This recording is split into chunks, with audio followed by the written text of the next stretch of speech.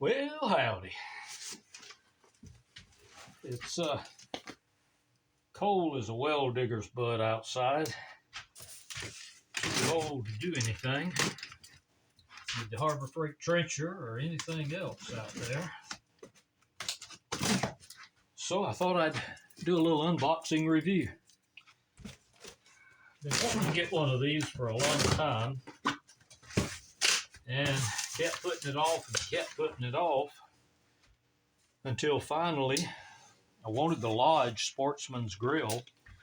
Well, lo and behold, since I put it off so many years, Lodge quit making the dang thing. And, scanner's going off. But Lodge quit making the Sportsman's Grill and went to the Sportsman's Pro Grill. And how do I put this? I don't like it. Full disclosure, I've never used one. Never cooked with a Lodge Sportsman's Pro Grill. I just don't like the looks of it. I'm a traditionalist, and I've always been fond of the old Sportsman's Grill from way back in the days of BSR when they were making it before Lodge bought it from them back in, I think, the late 80s, early 90s. And like I say, I've always wanted one. I've passed up chances to get one over the years. And then, of course, Lodge quit making them. So I've been shopping around, and there's a whole bunch of knockoffs to the same style that I like. But they're all, dadgum, they're expensive. And for no more than I use them, I didn't want to put that much in it. So on Amazon, I found this one, and I liked it. One, because of the price, less than 80 bucks. And boy, they got it wrapped up, that's for sure. Nice heavy piece of cardboard there. Look at that. And I also like the style. It harkens back to the original style of the BSR Sportsman's Grill. And first impressions are this thing is very well packed for shipping. These heavy nylon straps holding it all together. That's the first piece I get out. And that is the exact same carbon copy of the original BSR Sportsman's Grill. When Lodge bought the patent and started making them, they were still good and I liked them. And Lodge put their little round seal right here with their name on it. And that's just less grill area. I mean, it gets hot and cooks, but I just like the grill bars and the grill marks. So if you cook the steak right here, it'd have that round Lodge logo on it, I guess. But I just like the old original style. And this particular one had it. And I really like that. I like the way that looks. I'll find a place to put all this now. So that's the cooking grate. Here's the charcoal grate. Basically the same grate, just smaller without the legs on it. Next we have the draft bar. That's good. There's the fire door. Oops, had it backwards. There's the fire door. And that should leave you. We got a tool comes with it.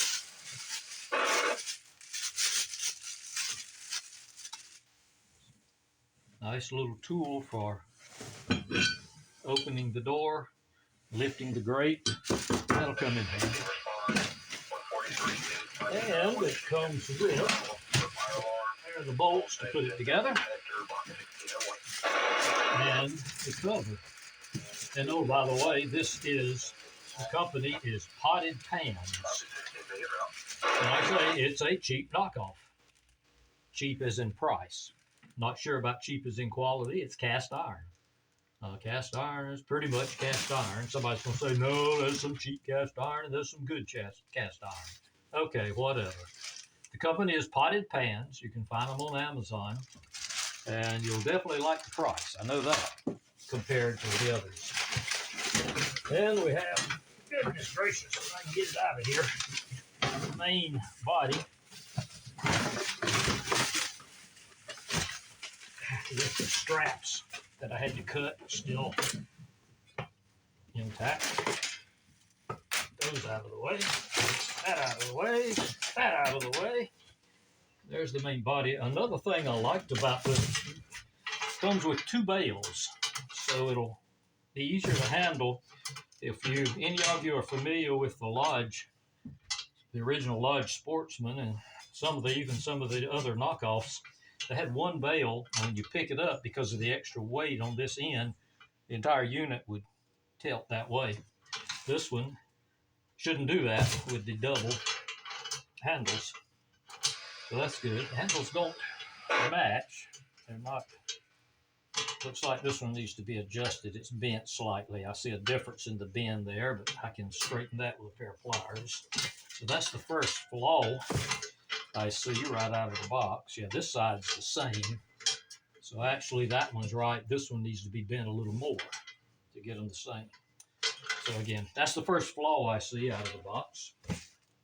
Set that out of the way. My hands are cold and not even properly working. And there's the bottom plate. Let's see, anything else? Aha, paperwork. And, get up there. So that's all of the box. Get the box out of the way. So there we go. 3 legs.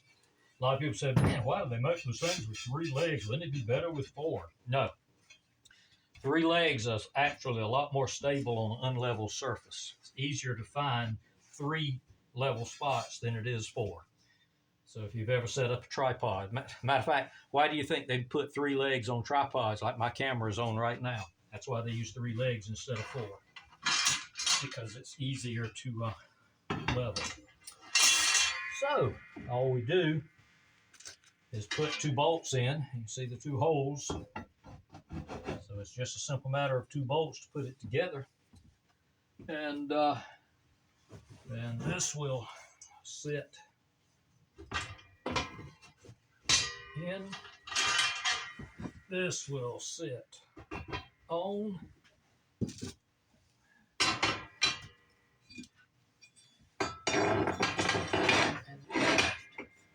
Has a lip to keep the slide from coming off, just like the original Lodge and the original BSR.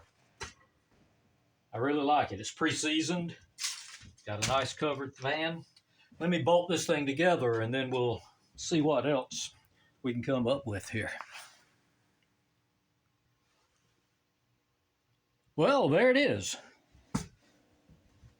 Took about 30 seconds to put it together. Cover fits nice. So supposedly a waterproof cover. Potted Pans Company embroidered on the top. The little tool, I don't know how much I'll use that tool, but it came with it. Here are the instructions. That was the entire instructions, and they were loose in the box and rubbed up against the cast iron in shipment, so they're worn, but shows the, draw a picture of the handle. Only shows 1 handle, but there are 2. The top, the middle section. It's basically, if you've ever seen a Lodge Sportsman's Grill BSR, I think Camp Chef makes one. I don't know, there's probably 20 or 30 of them on the internet that range in various prices. Chinese knockoffs. This one actually doesn't say where it was made. Let's see what it says on here. There it is. Made in China. So it's Chinese cast iron, for whatever that's worth. All I know is right now, at the time of this video, you can get it for around $70 on Amazon with free shipping. And there was one other brand, other company, that was very similar to this one, but there were some subtle differences, and I just liked this one better. Matter of fact, I think the other one was like $2 cheaper, but I just liked the style of this one. I believe the other one had 4 legs, if I remember correctly. But the cover fits very snug, has a, trying to get it under the light, has a little push button drawstring to tighten it down once you put it on. So, like I say, it fits real good. So that'll keep the dust and dirt off of it when it's not in use. Nice, good, clean cooking surface. I don't remember the dimensions of the lodge. 17 inches actual cooking surface. I believe they advertise it as a 20-inch, but that's counting the handles. Actual cooking surface, 17 inches long by 8 3/4 inches wide. And of course, when you get to the edges, you drop down gradually. So let's see, 8 3/4 is the widest, and from there you drop down to 8, and the next cross piece you're at 7, and the next cross piece you're at 5.5. So roughly 17 by 8 3/4, whatever that adds up to in square inches of cooking surface.